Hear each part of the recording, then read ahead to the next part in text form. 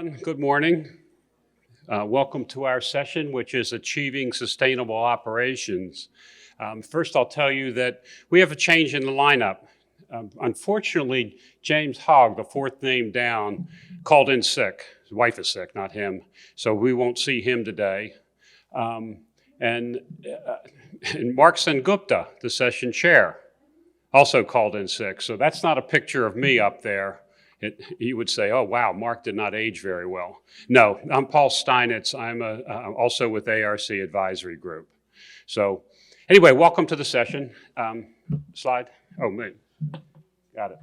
Okay.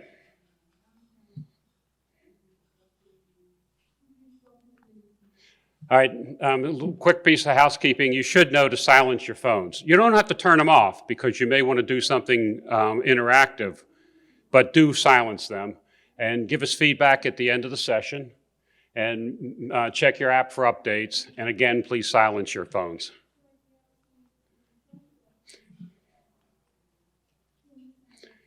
Okay, let me first say about sustainable operations. The term sustainable used to have a different meaning than it does now. Sustainable used to be long-term viable, long-lasting. That's the traditional meaning. But in manufacturing, it's come to mean being long-term viable by making sure that you take care of the environment, making sure you take care of your people. So, but it's not just what you do in your manufacturing facility, but in the life cycle of your products. Okay, so if you're looking for guidelines for this, the World Economic Forum had a sustainability strategy session in 2021, and they issued guidelines and principles of how you should be behaving sustainably. And they even recommended, they gave emissions reporting recommendations. Scope 1 is what you're doing inside your facility, your emissions. Scope 2 is what happens in your life cycle. You got to pay attention to your suppliers and what happens to your products once they leave your plant. There's also a Scope 3, which is the definition is not yet defined. Definition defined. The definition is not complete, but it affects everything like, for example, your employees commute to work. Now, that's pretty ambitious to measure that, but that is where the guidelines are heading. So what this is about, of course, is being environmentally friendly, people-friendly, paying attention to the environment, paying attention to your safety of your people and the surrounding area. There's a lot of challenges. And the challenge is you're trying to improve your business performance. And the challenges are technical. The challenges are people. There's also a lot of things that are under your control, like plant and personnel safety, but there's an awful lot of things on that list that are not under your control, like cost of energy. You still have to worry about all of it if you're truly going to be a sustainable operation. All right, now, how does automation fit in this? How did your job affect? Because sustainability covers a lot of areas that have nothing to do with manufacturing, but there are certain areas that manufacturing fits. And this is what you're trying to accomplish. You're trying to optimize, minimize, do things safely, securely, being able to access remotely, and measure and report and everything. So that's the people in this room will be affected by these factors. All right, hindrances or obstacles. ARC polls our end user customers about what things are stopping you from doing all of this, and here's a list. Okay, again, there are challenges. And fortunately, today, we've got people that are going to come up on stage, experts, that are going to help you with some of those challenges, okay? So I'm going to introduce these folks. Ron Norris from Georgia Pacific, he's Director of Operations Innovation. Radek Rebecki from Ingredion. Unfortunately, James Hogg did not make it, but we do have two panel members, one shown on this, Kevin Smith, from Canvas AI. And there's another gentleman that graciously agreed to come up and be a panelist. He's an expert in the area.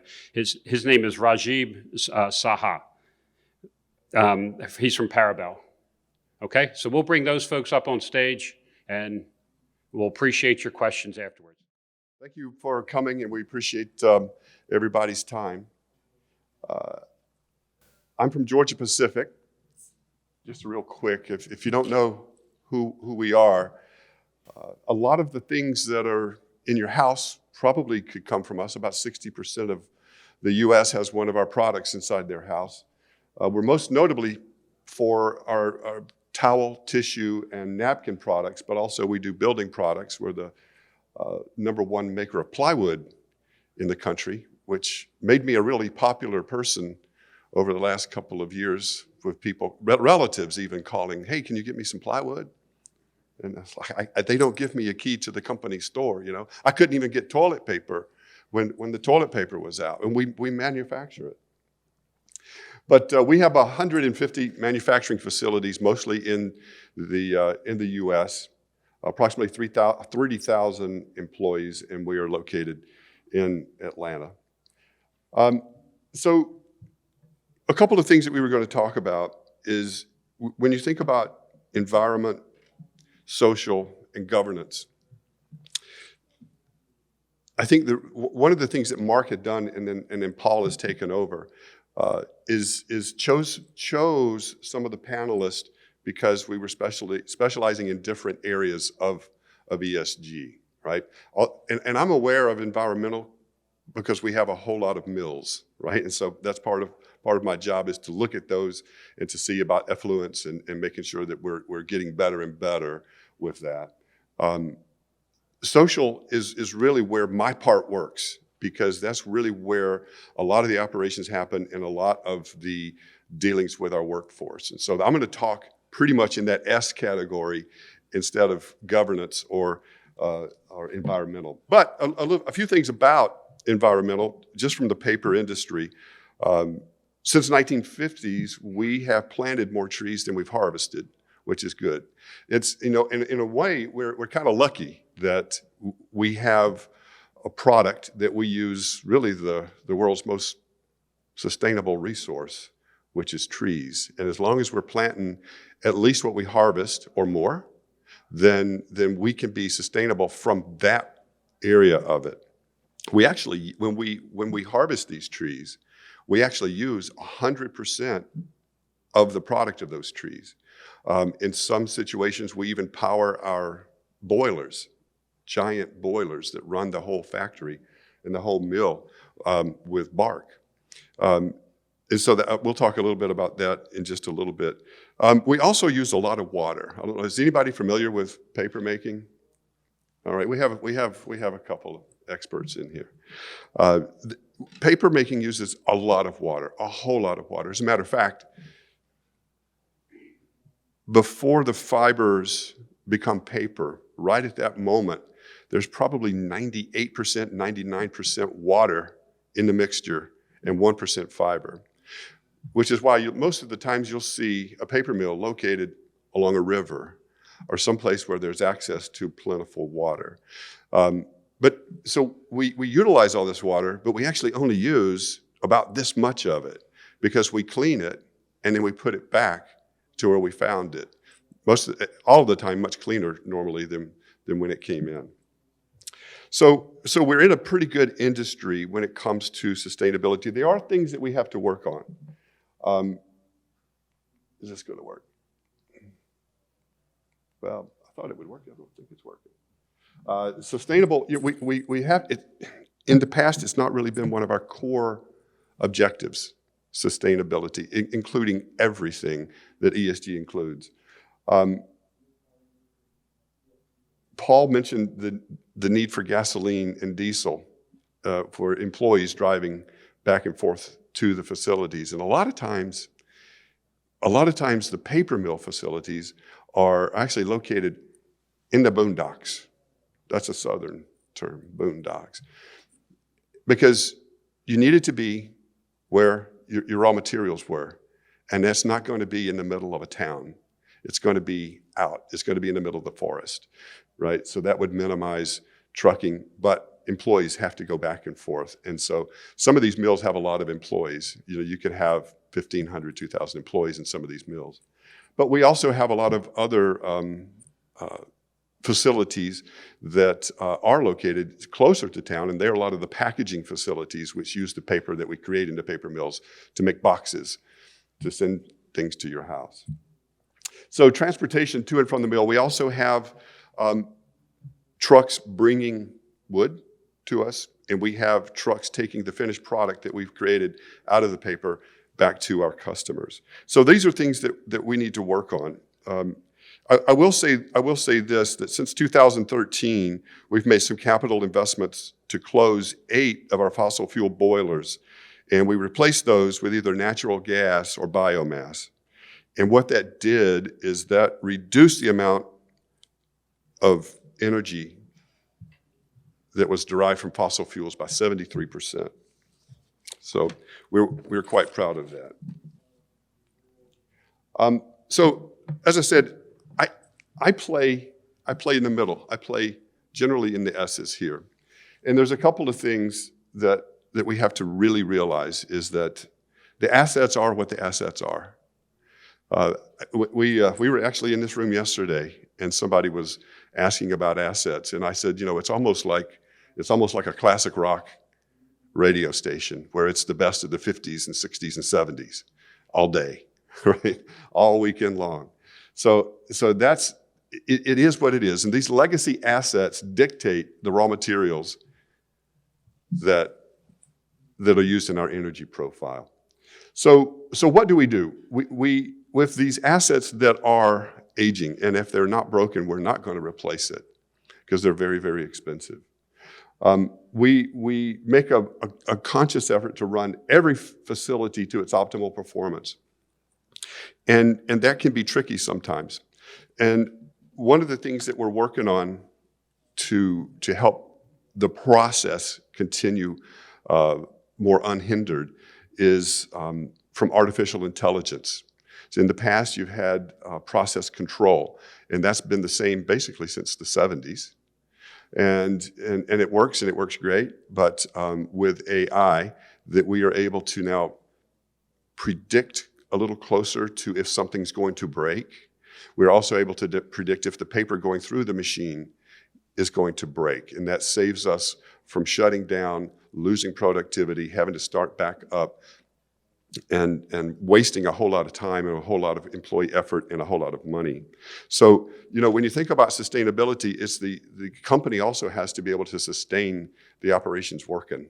And we have to be able to sustain that facility being in business, because if it goes out of business, then none of the other things matter if you're out of business. So when you think about redefining functions and process models,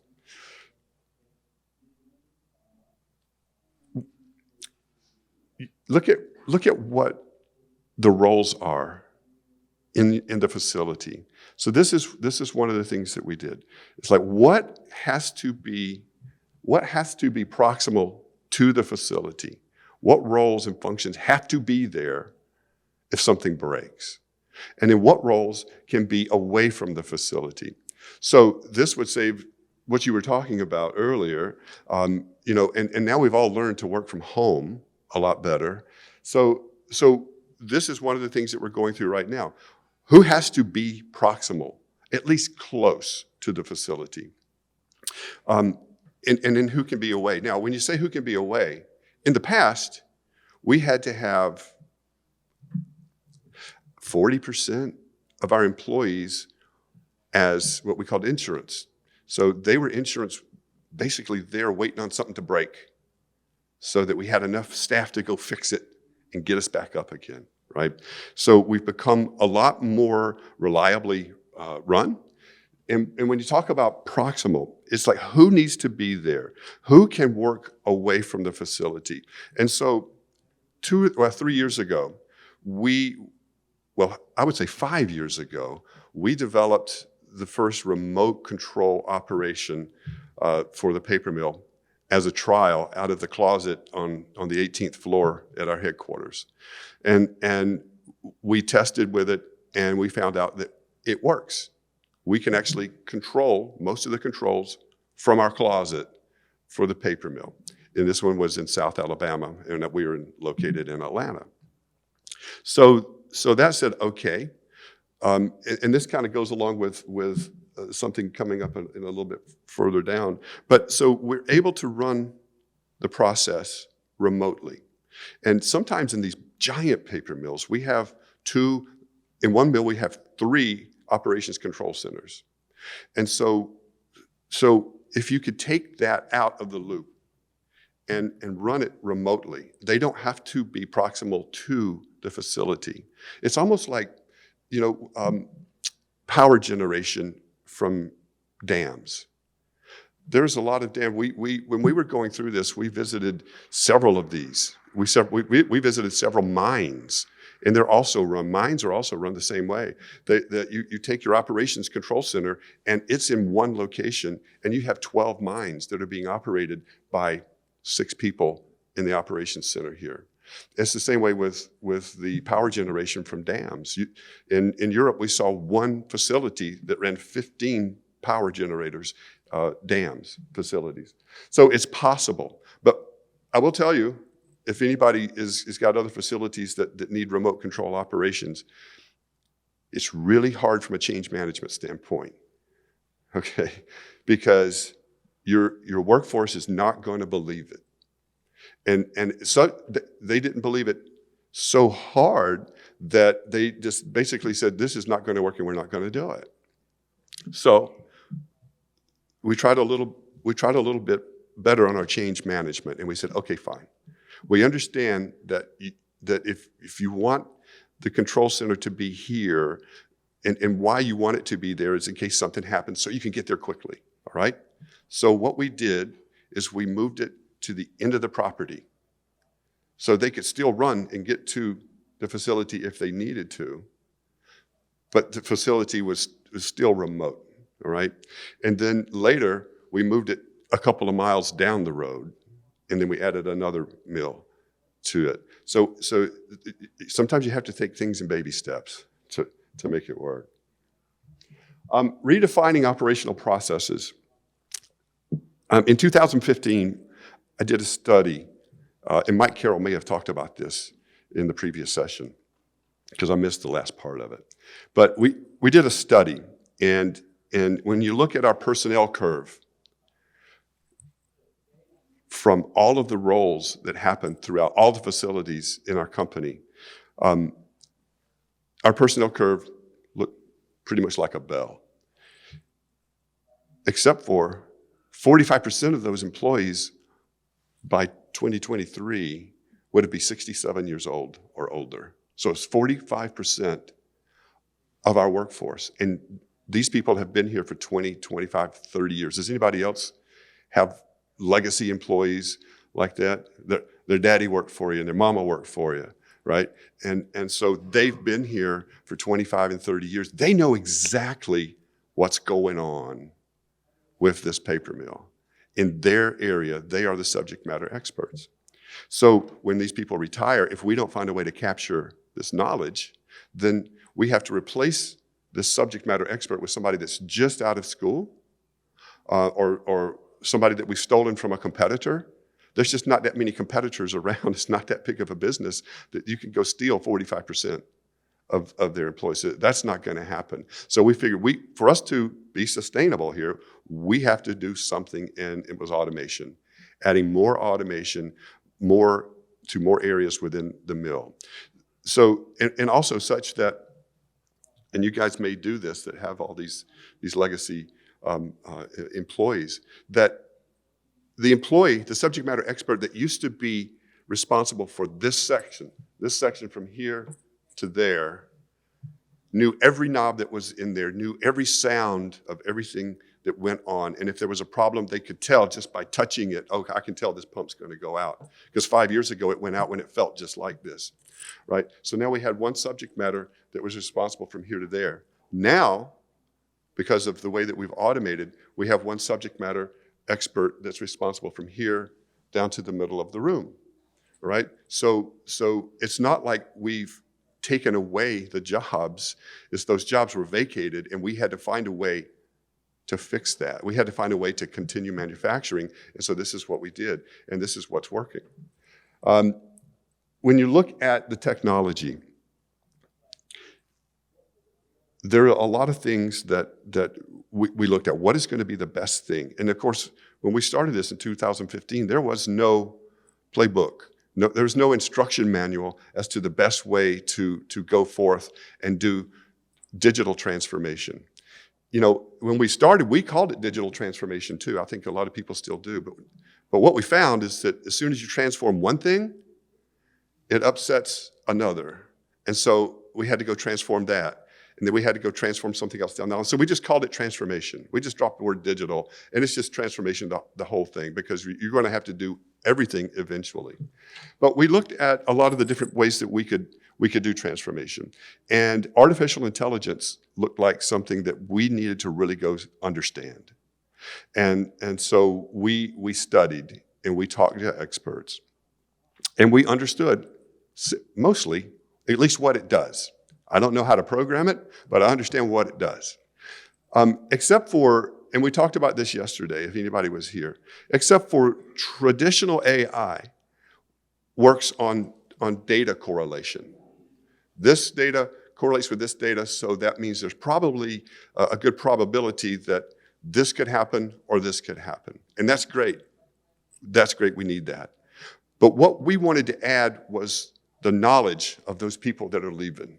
We wanted to be able to add the knowledge of those subject matter experts that know, oh, if this gets to this level on this monitor, then something's going to happen and you need to go fix that. We wanted the human knowledge inside the system as well, right? Anybody ever said, it's like, man, if I just had a clone of me, I could get so much more work done. That's kind of what this is. It's taking the knowledge of those brightest and smartest and best operators that we have and moving it into our workforce ecosystem. And so we had this plan, and we went around and we looked at the biggest AI companies. We looked at the medium size and the smaller size in the Northwest and the Northeast and in Asia and in India. And we found two that said, we're working on something that's close to this, and we want to help you out. And so when I said Rajiv, hold your hand up, Rajiv, he's filling in today. Rajiv's company is the one that we actually found, and they split workforces between the US and in India. So the only problem with working with Rajiv, if you're in charge of this project, is that you have to be on the phone at 5:30 and 6 o'clock in the morning because of the time change between here and India. But Rajiv's going to come up if we've got questions on the AI stuff. When you look about AI, it's not only just an operational thing, but it also involves what I'm working on for probably 6 months, 8 months down the road to start a trial with, is how do we really work on this connected worker? There's companies out here that tell us, I do this connected worker platform, and company A does a connected worker platform, company B will do a connected, nobody's really the same, which is good because you can get different concepts, but nobody's really doing what I want done. And this is what I mean. Right now, if like some of our facilities, and you guys raise your hand if yours is like this, we give an iPad. And then on this iPad, it's probably 20, 25 apps, all right? Now, if something goes wrong someplace, one of these apps starts giving an alert. If a work order comes in, the work order app starts giving an alert. If something else is brewing, so now we have alerts going off everywhere. And if you work in a facility or you're in charge of a facility, you know that there's just inherent noise. I don't mean auditory noise. I mean, there's just inherent noise. There's things going on everywhere to distract you. And now you've got these 25 apps that are going off. How do you prioritize what it is that you've got to do? There's no way that you can prioritize this and this and this and this and this in an instant. What do you do first? And so that's what I want AI to help our workforce with. Prioritize what's important. Where do I look first to change the things that's got to be changed? The AI also will help enhance our learning and development. And I want the same program to run all of it. So when you think about learning and development, you have anybody's having a problem with getting to come in through the door and retaining the new workforce that's replacing your retirees, right? And so a couple of hands going up. I think a lot of us are in that boat. McDonald's, I mean, everybody is in this boat. Learning and development's always been something that we've done very well, and we were proud of that. But AI can help solve some of these problems. For instance, if you come in and you're a level 2 technician and you want to become, a level 3 or a level 4, you want to go into operator level 1, then there's a pathway for you to go. This program will learn who you are, and it will learn your strengths and your weaknesses, and it will help you if you need help a little bit more over here on certain operational issues. Then it gives you more learning to go over here in a different way, so that it's a little bit easier for you to learn and get it, and then it catches you back up. So helping on the learning and development thing is a big deal for us. And then I say point solutions. Sometimes we have applications. Sometimes they are AI applications, and sometimes they're just computer applications that run certain parts of a facility. And I call that a point solution, right? And so if you have these point solutions in your facility, you have one here and one here and one here. Well, now I got 50 point solutions that are all made by different people that have to be sustained all the way through their life cycle, so with updates, and it's a lot to take care of, right? And so when you have this AI brain, that becomes the orchestrator of these point solutions. It takes the data from the point solutions and helps run the whole facility. And that's also tied in with your employee, that's also tied in with leadership. So that's a big thing that we're working on. And then the real-time visibility to everybody, to make transparent what's going on in this facility, on this particular line, this manufacturing line, this particular paper line, or what's going on with marketing, what's going on. This gives leadership, that gives everybody in the organization transparency as to what's going on. You've got one mill that's going to be closing down for 2 weeks because there's a problem. They have to go change out some big thing. How does that affect everybody else? Right now, nobody knew until they got the work order. It's like, okay, we're going to have to add another shift, and everybody's going to still have to work overtime because we have to pick up the slack from some of these other facilities. Now everybody gets to plan ahead because everybody knows it's not siloed anymore. Anybody else have in the past silo issues? So we did too, and this is one of the things that we were working on. So anyway, that's pretty much all I had to talk about. I'm looking forward to being on the panel. Thank you very much. Good morning, everybody.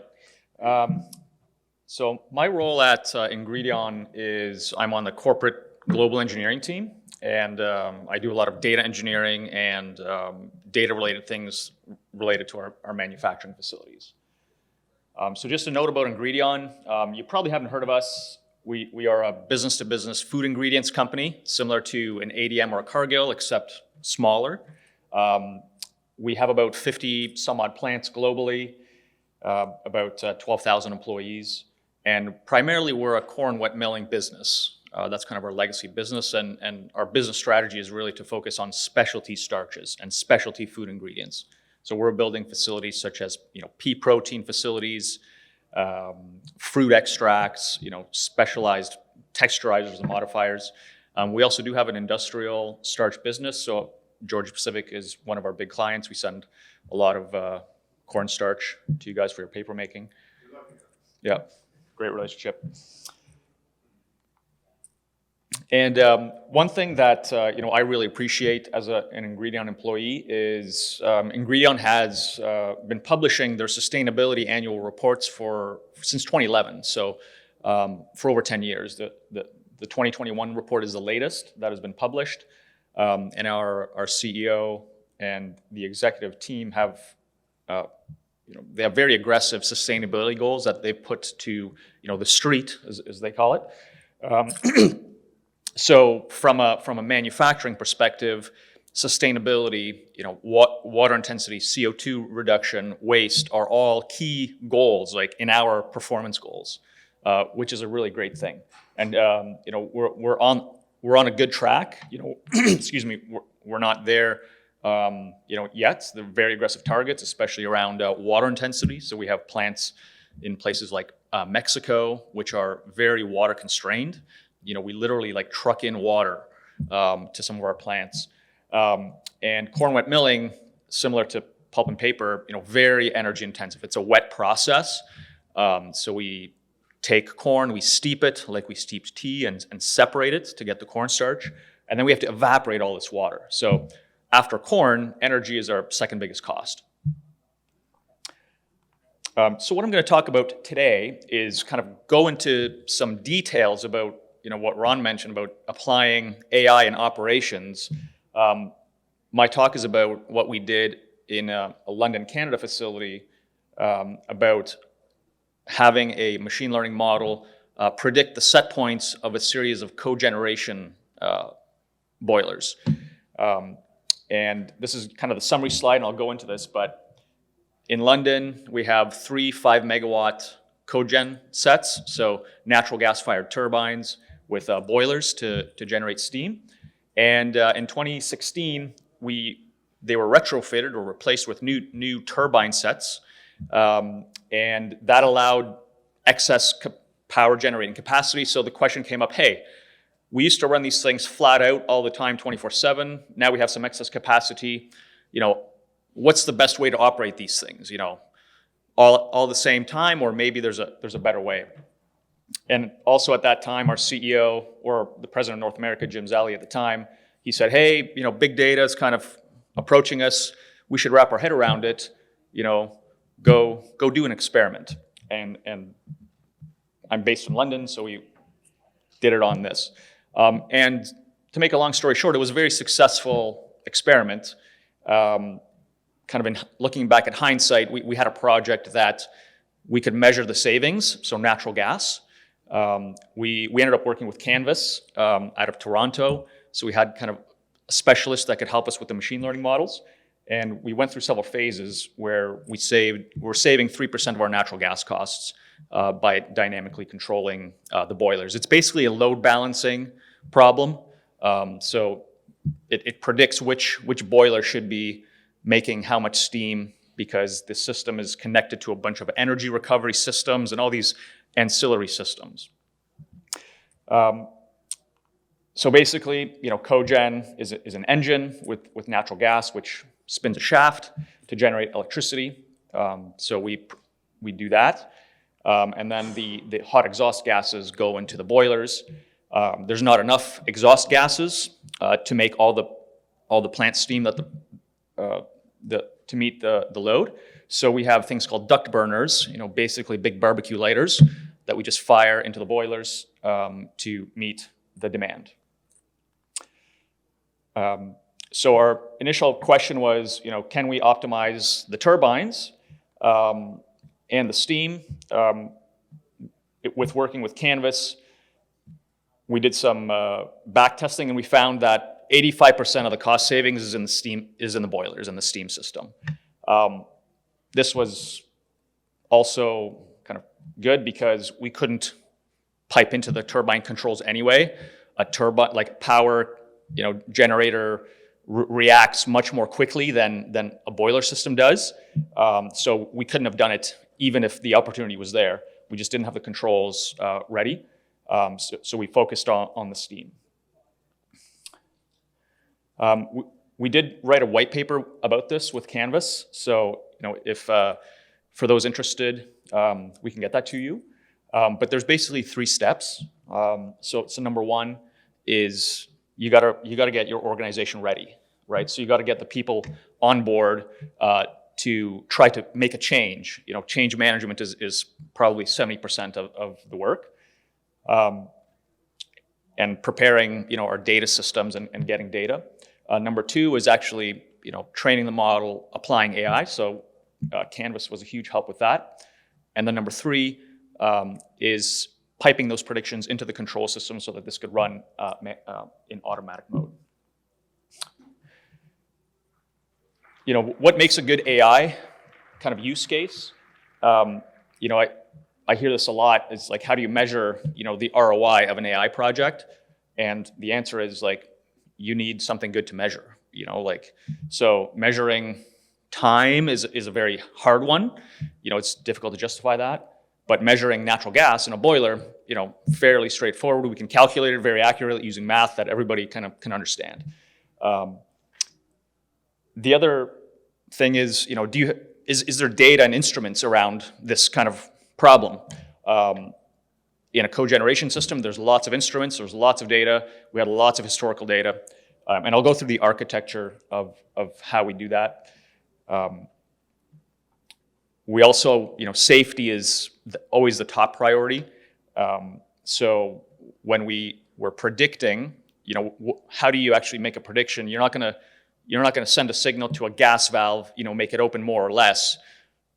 You do it, you predict the set points, so something that a human currently changes. And if you have a model do that, the control system actually executes that set point safely. So we're not touching the control system. We're really only passing a predicted set point to a control loop. And then what we're thinking about now is with AI problems, like what we don't want to do is try to tackle an application that is very, very unique. We want to tackle applications that we have. If we figure out a framework to apply AI in operations, we can do that 20 times at our plants. So we're going after things like optimizing our ion exchange columns, our spray dryers, and assets that we have dozens of.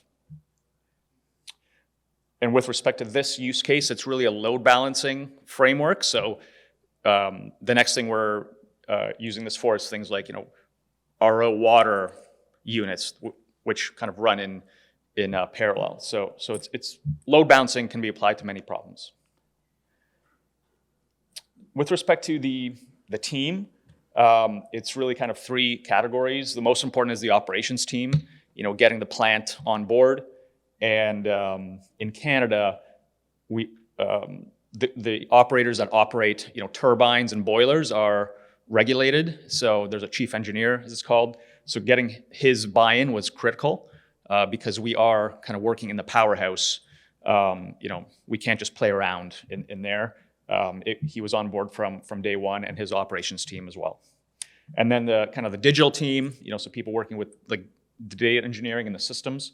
And then the IT, really, they just make sure that our kind of infrastructure works from a like we're on Microsoft Azure, so we use some services there, which I'll show you. So the architecture obviously starts at the plant, in the process network.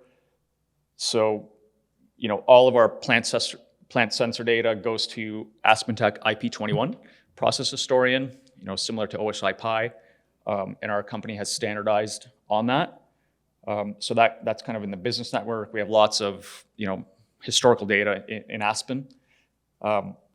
And what we do is use a service called Azure Data Factory to query that Aspen data using SQL and pass it to a third-party model, in this case Canvas, and we just pass it to their blob storage. Okay, so every minute we're taking 100 tags at the minute level and just passing it to Canvas, and then they're taking those tags that we've identified as kind of being important to make a prediction, and they're putting it into their model. So I don't care about the model. I just care that it predicts something that is useful to me. I want a model as a service. I don't want to maintain the model. I don't care about that, quite frankly. What I care is that the model is doing something good, and they're taking care of it. The other kind of important part is piping this back into our control system. How do you do that? So we run a Python script that connects to their cloud and pulls it into our business environment first, just into a SQL database. And we average the predictions to get one 15-minute set point. What we found early on was that trying to change set points in a boiler system every minute is way too frequent. And a sweet spot is, changing it every 15 minutes. Before, like in phase 1, we actually had the operators changing the set points that they saw manually every 4 hours. So this was not a closed loop. And we found a little bit of benefit on that. And then once we piped it in that this is happening every 15 minutes is when we kind of found our real benefit of about 3% cost savings. So the way we get that into our control system is we have a very kind of basic SQL database in the process network that can do very, very limited things. It can only pass, these values to these tags. And the reason we did that is, security basically. So even if somebody, gained control of this database, it really can't do anything other than pass a set point, to this very particular thing. So that is our approach. It works. It's reliable. There's probably other approaches to do this, but here's one. So a little bit on the models. So there's actually 4 models. And this is kind of where working with somebody who understands kind of the modeling is important. So when we were discussing this with Canvas, they said, hey, every boiler needs a model, and we'll train each boiler independently on its own historical data. And then we have a 4th model that is basically an optimizer. And it basically just enumerates, 100,000 times to find kind of the minimum, point, which is kind of the lowest natural gas consumption to meet steam demand. If that makes sense, okay? So, when people say like a model, it's typically a series of models. And these models, they may not be the exact same kind of algorithm, types of models, right? So it's important to kind of understand these nuances of modeling. And that all kind of lives in Canvas's instance or a third party. This is just how we kind of set up the problem. So we try to kind of create this optimizer to identify the minimum natural gas flow to meet steam demand based on multiple boilers. And here are some of the key kind of driving tags. Steam flow. T5 is kind of the temperature coming from the turbines. And then things like drum pressure. Weather actually, we found, makes a big impact. So at night, humidity typically falls a little bit. So the boilers, the model predicts a little bit of a different operating way. And we have our cogen system, the exhaust gases go to like, one boiler sends it to a hot water system, to recover the exhaust gas from the boilers, to warm water. Another one sends it to a fiber dryer. Another one does something else. So you got to look at all these layers, right, to kind of get efficiency. It's not as simple as, a control loop in your boiler control system that can do this, because there's kind of auxiliary systems in the plant that affect the efficiency of the entire thing. So this is what things looked like before predictions. So you can see, the boilers operated about the same, right? So, when plant demand, steam demand went up, they all kind of went up equally, down equally, et cetera. This is just showing the same thing. They're all kind of operating about the same. This is the predicted steam flow. And what it's showing is that, one of them should just be a baseline boiler, like go flat out. And because it's connected to these auxiliary systems, like that's your most efficient boiler, right? So just run that one hard 24/7. And then there's a second one that run that one hard. The third one has to run, like you can't, there's a minimum that a boiler has to do, right? So that's kind of what it's doing here. It's one is kind of the base load. The second one is meeting, the second most efficient is doing as much as it can, so that the third can operate in a minimum, which is the least efficient boiler, okay? So that's kind of the big insight that we found was, this operating model. This is just how the steam, another thing it looks like. Another good thing that we did was, because we had a lot of historical data, is we kind of, separated that data set that we could back test the models to see, hey, if we had run in this dynamic way, how much money is on the table here? Which was important in justifying a project, okay? So the size of the prize, this is like 2017, so natural gas price was like $2.50, right? Was, enough, $400,000. And, now it's like $10, so, it's saving a lot of money. But that was also a useful thing, is that we could back test the data. And then this is just kind of showing you, the predicted gas flow at the top is kind of dynamic. Without the predictions on, the graph at the bottom, you can see, two boilers are kind of operating the same, and one is a little bit lower. And then once we have, dynamic control on, it followed it fairly closely to the system. What I'm showing here is the control system could keep up with the predictions, okay? And that's kind of when we started seeing our benefit.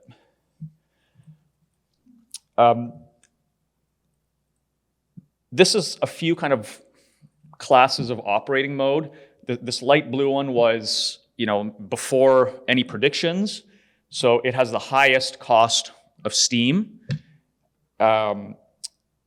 Something that is kind of like counterintuitive, but once we saw the insight of, hey, run one base load and then, 2 and 3, like you could run that in manual mode without the AI actually and get some benefit. So even just going through the exercise of, without deploying it into, a closed loop, before we had a closed loop, like the operators just started running it that way and we saw some savings, right? So that was kind of something we didn't expect, is just, hey, the insight from even just going through the exercise of trying to come up with a model told us this is how you should operate it. And then in predicting mode, you get a little bit more benefit as well, right? So we also did kind of try to duplicate this idea internally. IT wanted to save a few dollars, to do this internally.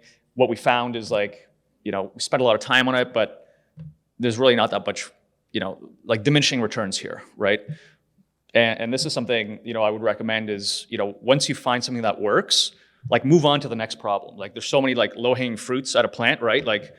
Trying to optimize, there's a point of diminishing returns here. And I think the bigger value is, deploy, measure, and move on, right? Because, these things take time, and the limiting factor is typically not, dollars. It's really human time, right? And your teams. So here's kind of, in conclusion, a few things, worth noting. Start with going after problems that you can actually measure benefit. Energy is a good one. Water, things that you can measure. Your data engineering, your architecture is very important. If you can't get good data, you're not going to get too far with kind of the modeling part. And I think the control system, piping it into your control system is also, very important, because you do see the benefit of that. If you don't have to rely on operators manually changing set points, that's kind of the name of the game. And then, think about problems that you can scale. We have this framework of load balancing now in our heads. So we're trying to apply that to other, load balancing problems. So things that are running in parallel, what's the most, just asking the question, what's the most optimum way to run those assets that are running in parallel? And that is everything. Any questions? Oh, after. Inviting the speaker and panelists up on the stage. You see that both Georgia Pacific and Ingredion are doing some creative, innovative things, but both Ron and Radek would be the first to admit they didn't do it by themselves. So we're inviting their helpers up on stage, okay? It's Kevin Smith from Canvas and Rajiv Saha from Parabol, okay? We have someone out there with microphones? Emilio, if you could do that. I'm going to ask you to raise your hand. And when you do ask a question, please stand up so we know where you're talking from and give us your name and your company. So, questions? Raise your hand.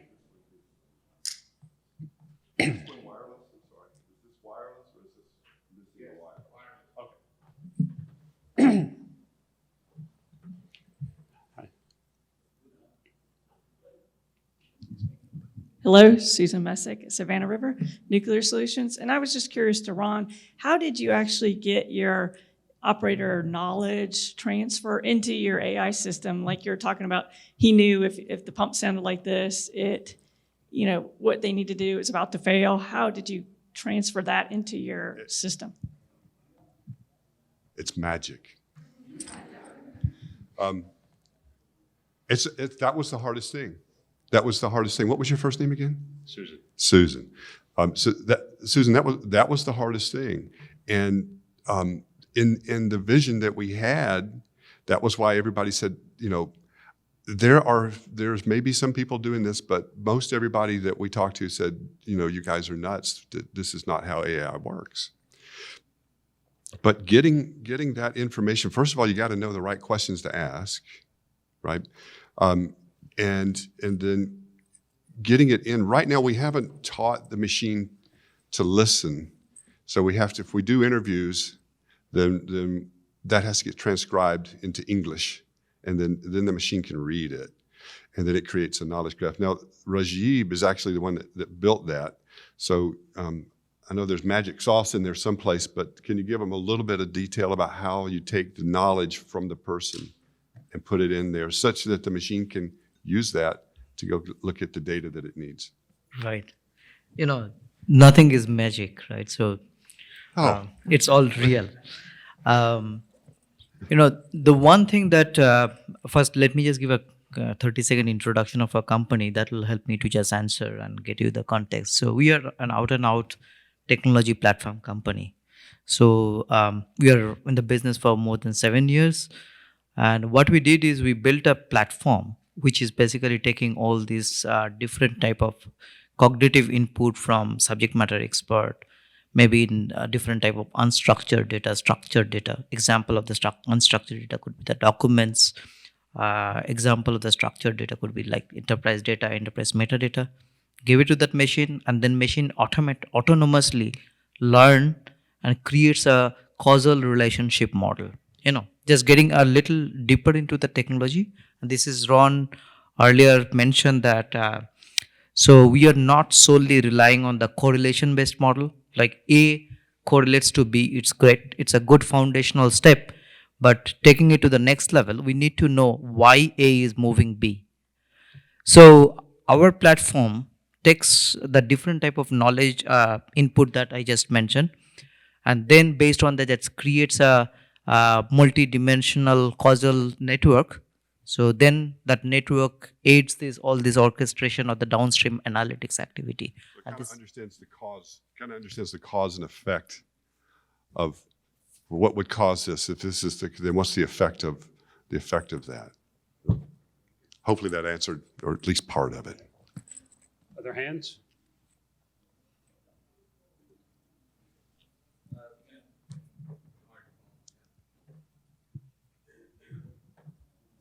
Stand up.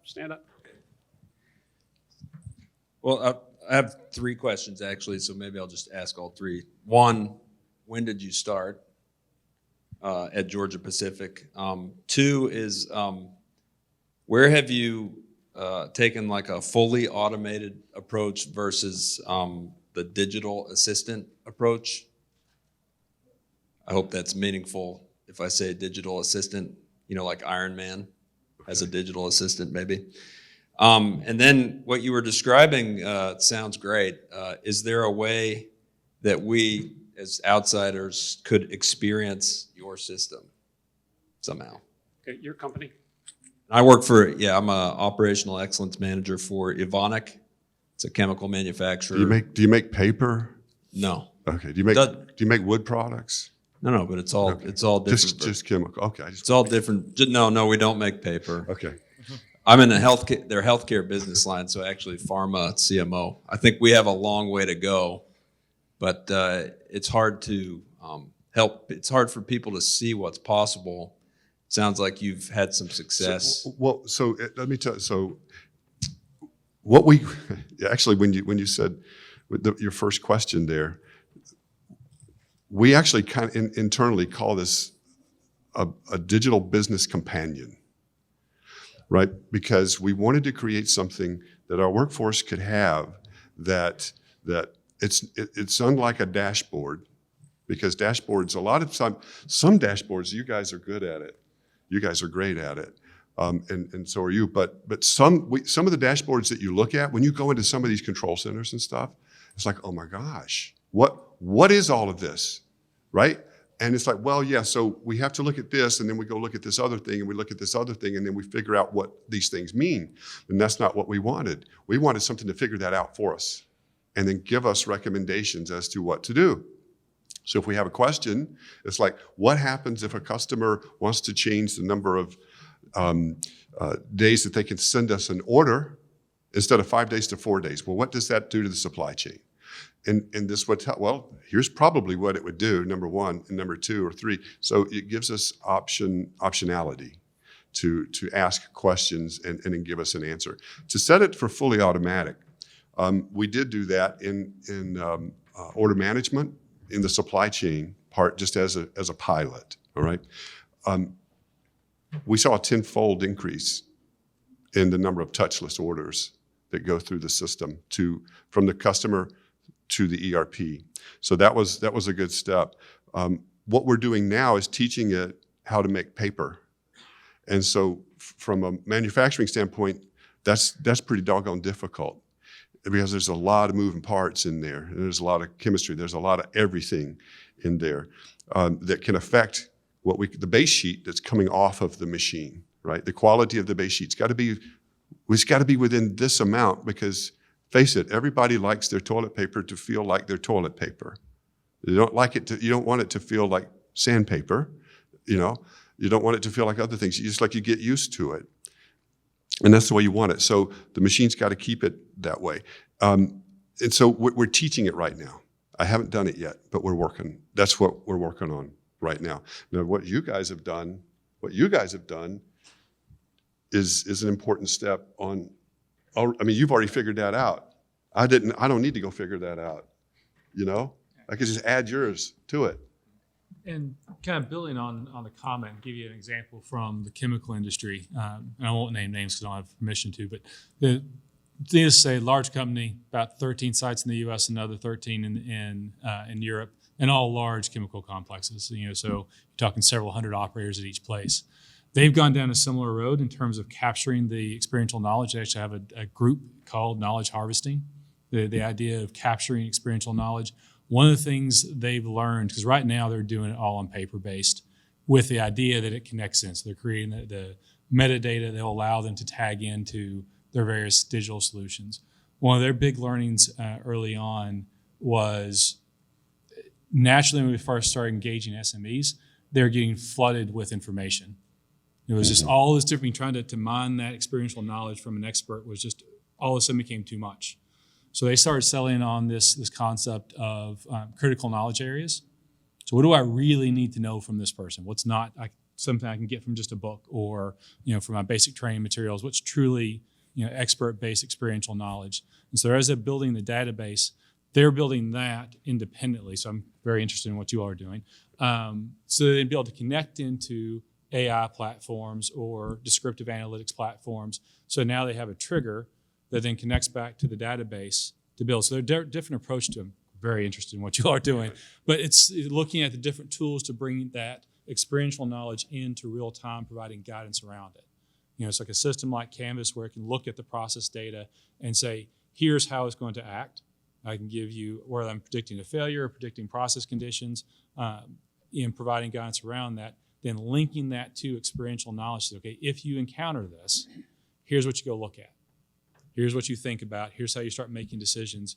Because some of these places you're not going to fully close the loop in some areas. You still want a person making that decision. So being able to link it into that experiential knowledge and provide guidance in the moment, it has huge value, particularly as we look at these retirement waves we're talking about over the next few years. So Go ahead. Roy. yeah. So one interesting metaphor that I can share with you. So as you said, like that's the way to go. Like just kind of blending these insights coming out from the data with this expert knowledge. So then you can deliver some insights which have never seen before. So so I live in Princeton. So Princeton is known for the physicists, right? So Known for the what? physicist. Oh, physicist. So so one of the best mind of our, I would say, 20th century, Richard Feynman. Richard Feynman, he was living there. So during the Challenger debacle, right, when the Challenger had that kind of accident, right? So NASA set up a investigation team. So that whole investigation team just kind of they've been trying to find out what caused this accident. So none of them just could find an answer. That explanation or excuse was to not have enough data. So the next day, Mr. Feynman, late in the evening, came with a paper and explained it. And that explanation was like the temperature on that launching date, or the ambient temperature was low. Because of that, the rubber gasket became brittle, and that caused this fuel leakage. So people asked him like, okay, how did you arrive at this conclusion? So Mr. Feynman said that, okay, so if you don't have the data, use your logic. So this is the same principle that we are following, and this is the way like how this analytics is shaping in future. And that's what Mike Carroll, like he was mentioning in that keynote discussion. So now coming back to the ESG part, and we are privileged to work with the both sides. One, corporates like Georgia Pacific working closely with Ron and the team. The other side, we are working closely with the policymakers or the standard setters. So there we all That's on the sustainability. side. So Sustainability. you're talking about the reporting for sustainability, right? Right, reporting, and even before that reporting, that measurement. And I was just following Radik's your presentation, the way how you have been measuring these parameters, which are meaningful for that ESG assessment. That is going to be like quite critical, right, for that insight discovery. So that is phenomenal. So we need to get you two guys together. I think it's what needs to happen after the meeting. I'm going to ask you a completely different question. One of my favorite quotes is from Enrico Fermi, who was a nuclear physicist. He said, if your data matches your hypothesis, you've made a measurement. If your data does not match your hypothesis, you've made a discovery. Tell me about some of your discoveries. Tell me about some of your surprises. Do you want to answer this one You want to first? think about it for a minute? No, I was going to give him an opportunity. Yeah, I mean, one thing we discovered, which I kind of identified, it was how to run our boilers, in a not set it and forget it way, but kind of base load, and intuitively it makes sense, right? Like run your most efficient boiler at the maximum, but being able to show it with kind of a statistical, proof, helps convince a team. I mean, one thing I find is with any kind of technical engineering people, like they want to understand like to the equation, right? You can't just tell them something, they believe it, you got to prove it. And then, the other thing was, how much influence weather has on boiler efficiency. Intuitively, this makes sense, right? Like more moist air is going to act differently than colder, more denser air and things like that, and your system should operate slightly differently based on those conditions. A couple of things that we ran into, and we mentioned this yesterday. Was anybody in the room yesterday? So I don't want to talk. Oh, okay, a couple of people. Well, you get to hear it twice, all right? But when we were doing the first pilot for supply chain, we were looking to find out what would cause an order to not be able to be fulfilled 100% on time and in full, right? That's the goal, right? Create touchless orders. Whatever you're doing, you got to sell it, and to be able to sell it, you need to make it easy. You need to be the easiest company to do business with. And so that's what we were looking at. So what would cause this to not be 100% on time and in full? And so the machine came back, and it said that there's 26 reasons, and it calls them impedances, 26 impedances to keeping us from going 100% on time and in full. However, well, that blew our minds. 26, I didn't even know there was that many problems. But it said, however, 5 of those are associated with all but 2. So if you solve these 5, then you've got almost everything covered, right? And so that was a huge discovery for us. And the only way that it would have known that is if it had the data, and then it had the knowledge of the people that actually do this for a living. And then the other thing on trying to teach you how to make paper, which is what we're doing now, which is terribly hard. But we found out that let's say you have a new supplier, and you want to see if this supplier will run through your process with their raw materials. And it's typically then what we would have to do is do a trial at our research facility. And then you have to close the mill down and run a mill trial. Anybody run mill trials before, your facility trials? You can't do it in the nuclear facility back there. We don't want that to happen. But it's a big deal because you're not making sellable paper at that point in time, and it's a lot of money. So you don't want to do that. But what we taught it was to be a digital twin of that.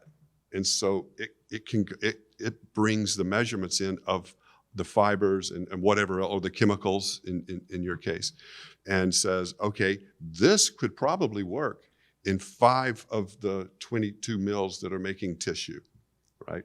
Or 7 of the mills, or 18, right? And so that was a pretty big discovery for us. That we still need to do the trial, but this gives the operators, it gives the leadership in the trial of the mill itself a little more confidence. You know, it's like the first time that you used Waze, you thought it was a liar, right? Anybody, right? But the more you use Waze, you go like, well, doggone, it's pretty good.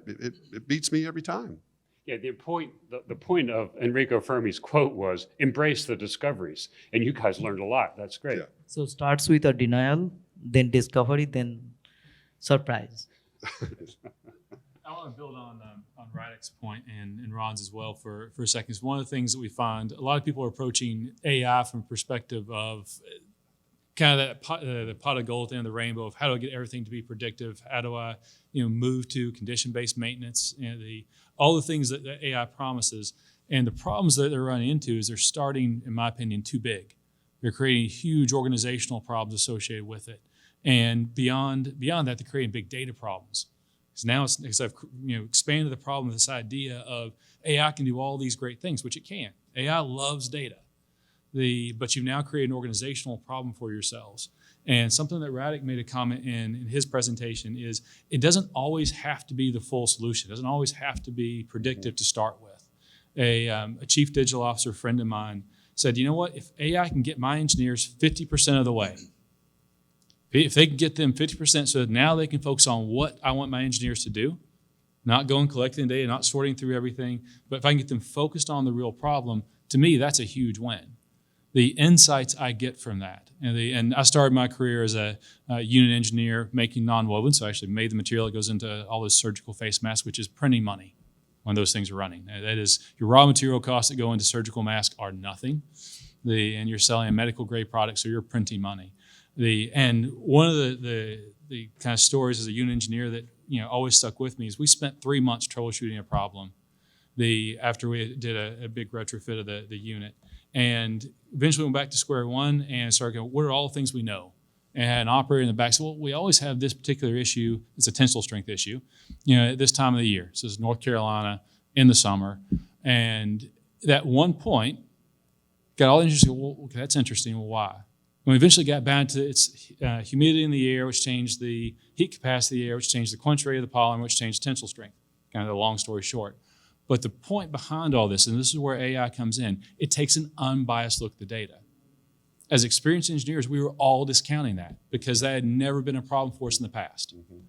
It never got to the point while the tensile strength changed seasonally, it never got to the point of being an unsellable product. And I go back to my chief digital officer friend, he said, look, one of the great things about AI is it takes an unbiased look. And if it just gives my engineers insights and take that example, to point them in the direction of, hey, you need to look at this ambient condition because I don't know if it's a problem, but it's a contributing factor. Now smart engineers go, okay, what happens? Why do I care about it being summer for a non-woven? Well, I care about, now I start then troubleshooting back out. And then if I can bleed in, start bringing in experiential knowledge, now I start to be able to connect that, say, this is what you go look at. Here's what you consider. And so when we start thinking about AI solutions, and I think this was really good about Radix pieces, while you want your vision in mind, don't discount those small steps along the way. The low-hanging fruit, as Radix said. The things. 80-20 rule. Yep. Yeah, If you've captured 80% of it, move on. Yep. Because there's so many other low-hanging fruits to tackle. Especially if you're just getting started on the journey of transformation. You might not want to start with what we're talking about here, but if you've been on that journey for a while, then this is something that you can look at, because automation was the thing that we had to look at first. We have to manufacture product, and with 45% of your employees evaporating into retirement, right? Then, I mean, that's a lot. Yeah, I mean, I think take the Moneyball approach, right? Of get on base, hit singles, maybe a few doubles, right? Don't try to go for home runs because your team will get fatigued, right? And that's what the CEO wants. He wants home runs and stuff. But Moneyball approach, if you can kind of take that, I think the probability of success is much higher. But Radic also, I would think this too. It gives you the opportunity to build in the sustainability that you have to do. We all having to do it. You're not going to get away from it, right? And we need to do it. It's the right thing to do. But this is the perfect opportunity. I mean, you've got a white sheet, you've got a whiteboard that you can start chipping away at little problems and making more sustainable decisions as we go along. And just because we're talking about sustainability, being on the kind of the last point on to Radix side of this as well, is if you start thinking about small problems, if you have an end vision of where you're going, so you take a boiler example around it, and have longer discussions why you pick on that one. But as you pick that, the first place of just load balancing from a fuel gas standpoint, once you have that from a base AI, I can layer in other data sets. And again, because AI takes an unbiased look at the data, sometimes it will point you in directions of, I didn't know that was interesting before, but now I recognize I need to see what's impacting this. So I bring in the data sets of the things that impact that variable. And I can start layering in, go from just fuel gas deficiency to a water balancing, into water chemistry. I can bring that into greenhouse gases. I can bring that into production. So that's the great thing about AI is it has the ability to layer in data, but don't start with all the layers. Don't start with trying to make a really complex problem. Break it down into pieces because it'll be easier for your people to start there and to get their heads around where they want to go. Just one more thing I would add about kind of models and AI is make sure that your models are for lack of a better word, open and available. So one model is not stuck in a certain platform. For example, we want to be able to pass Canvas's prediction to a control system, but maybe also to another model, right? And I mean, what makes it easy is like, the internet is basically built on open standards. So you just leverage that framework to, to pass things onto each other. And I think like a plant would be a combination of models typically, so. So one more thing that sorry. No, I was looking for hands in the audience. Yeah. Go ahead. Shelley, go ahead. Yes. I'm a bit of a plant. I work for Georgia Pacific. The question's really addressed to Vedic and gentleman from Parables, Rajiv. ESG, talking about ESG and all that's going on from a regulatory and changing and multiple standards, et cetera. What are the key challenges and how, and you've got a lot of experience here, Rajiv, in terms of doing a lot of this for different people. How are companies coping with generating the right data at the right time, and the quality, and adhering to the new standards that are emerging, and doing this in, at the speeds required in a digital way that makes sense? Isn't that the problem? The standards? It's that they keep Standards, popping yeah. up and changing, and it depends on Right. what you're looking at to be what standards you're going to adhere to. So interesting question, Shelly. So we are getting into a completely different business environment. So post COP26 summit, which happened in Glasgow, so everybody realized that just we are getting into a very different collaborative environment, which we might not have seen before, like where business entities, private, public, and the policymakers, regulators, everybody is collaborating with each other in terms of exchanging sustainability data, right? So now the challenge is like, whether it is adding more problem to our daily task list. The answer is yes. So we as a company, see one side we work with corporate like Georgia Pacific, the other side we work with these policymakers and the standard setters globally. So one big challenge that all the policymakers are facing today, that there are number of different standards in the ESG space. So you won't believe it, like probably all of you might have seen that it is nothing less than 40 plus standards. And each standard is coming up with at least 100 plus metrics. So now to make it understandable by the corporate, it's a hard task. So now standard setters are talking in their language, corporates are talking in their language. So there is no harmonization. So the first challenge is to kind of build a consistent language that we all are talking about.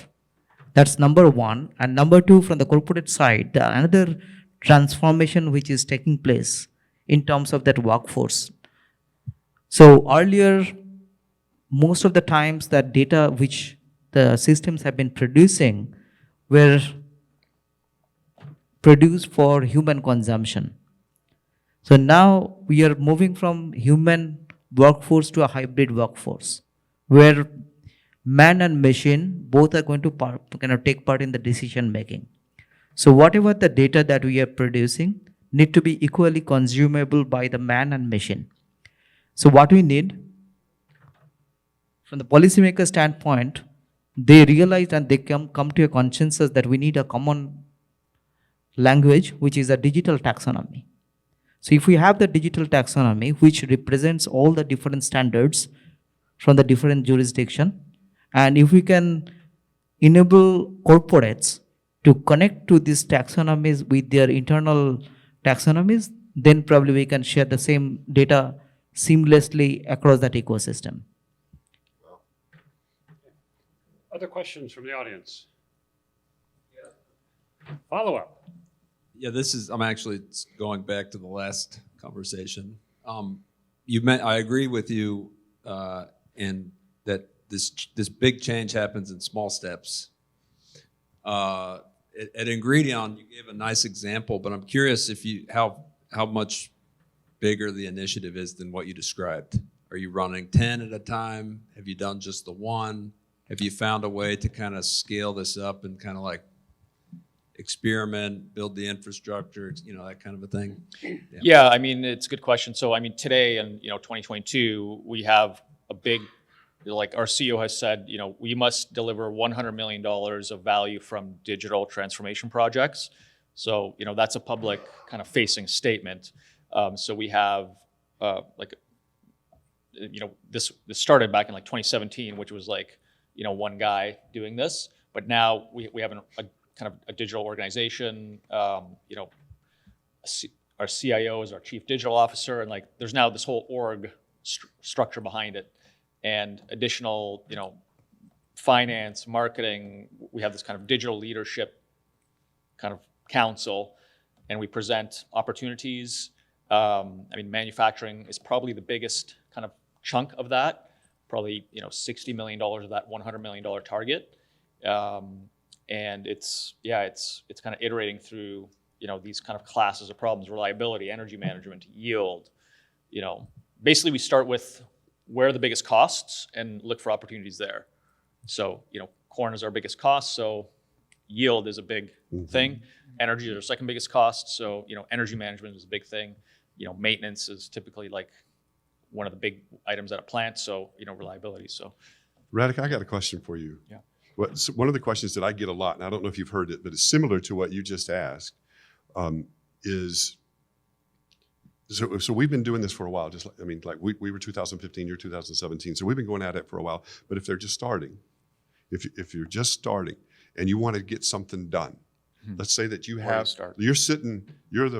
vice president of the mill, right? And you're in charge of the mill, and so you own this asset, and you own the digital copy of that asset. And so you say, you know what? I got an idea. I want to go check this out, right? So, but now you have to go to IT and you have to ask permission. This is what the question, right? So because they say, you know what, if I want to do something, I got to go ask permission to do it. And then they say, well, I'll get back to you. So, right? so ask for forgiveness, not permission. Like, Right? Right? So, well, they come back and then they say, well, yeah, you can do that, but you have to give me permission to hire somebody to help you get it done and to hire somebody to sustain it, right? So anytime that you want to do something, there's more cost. And it scares some of the people so such that they go back to their leadership and they'll say, yeah, I can try this, but IT says it's going to cost, $275,000, per year for me to go try this. And it stops them. Mm-hmm. Yeah. It stops them. And that's what you have to try to overcome. You have to try to overcome that hesitancy to spend a little bit to get the benefit of $100 million or a whole lot more. Yeah. And you start, I think, at a small regional level, like at a plant, try to get your plant management team on that. If you need some like infrastructure, the first way we did it is we literally like hacked it together. So we didn't have Azure Data Factory and like the right rails. Like we were just exporting some data points using FTP, to Canvas, and then, 2018 we got onto Microsoft Azure, which, very useful platform. Same with like AWS, right? So, but once you have those tools, like then you don't really need IT, right? Yeah. You need them to. They're in the job for the infrastructure. Yeah, as right? long as it's like there's holding some up your infrastructure phone. that then you can do a lot of it. It's like holding up your iPhone. Yeah, exactly. That's what they do. And to give you another example of your question, this is a oil sands company, so a little bit larger operations. And when they started with a team of small team of data scientists, 5-6 problems going after their most complex problems. And the problem they run into is they couldn't get any traction. The sites didn't want them there. Sites didn't want to participate. They didn't want to give them data because they weren't adding value. They were trying to solve these very complex problems, spending lots of time doing it. And this is coming from their EVP of oil sands operations. He said, when we stepped back and said, look, let's go after the small problems, go after the things that are causing issues at the plant site, and they started with small assets. They go after compressors or pumps, and this is oil sands, so nobody wants to go outside. So in the winter, if I can keep people from go outside, I got people lined up out the door. They're saying, I'm on board with that solution. So they started with very small assets. And then said, once we started with that approach, we went from a team of 5 data scientists and people looking at this to a team of 100. over the course of a year because we started those small discrete problems, and all of a sudden we created pull from all the different sites. And now instead of it's just a push, and I'm really trying to convince you I can go solve these great problems for you, it became, hey, wait a second, can you help us with this? Can you help us with that? And so they grew from there. Like I said, that's when they really got traction. They started adding value in a meaningful way to the day-to-day business. Yeah, you cannot push anything onto a plant, right? Like you need to create pull because it'll fail if you try to push. They'll tell you to go pound sand. Yep. Yep. You had a question. No, Rajiv is trying very hard to make a comment. Oh, No, important thing is like particularly coming back to that ESG. So it's very hard to just make a business case for manufacturing companies. Say, for an example, so most of the manufacturing companies made quite a few $1 billion investment in that machines, right? So now if we say that, okay, you have to just make another $1 billion investment, or you have to just start changing your machineries bottom up, it does not add up to the business case. So why should I reject my existing mill and make another investment to just make it ESG compliant?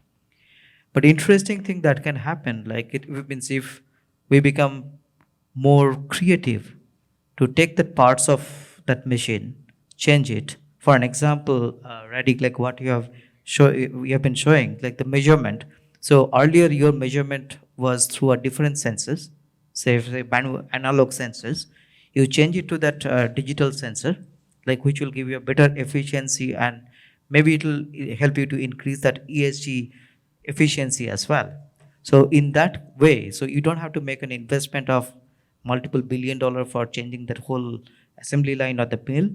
Rather, making a kind of fractional investment, get that benefit and feedback that benefit into that kind of next wave of development. I know we're out of time, but is there a quick question? he's been trying to in the back. Please, stand up, company name and all that. Keith Lighting, Sunoco Metal Packaging. I just have a Did question. you say packaging? Mm-hmm. Okay. I just wanted to be sure. We use paper. We don't make it. So I liked your quote, Ron, that you said, or automation isn't job replacement. It's a response to job vacancy.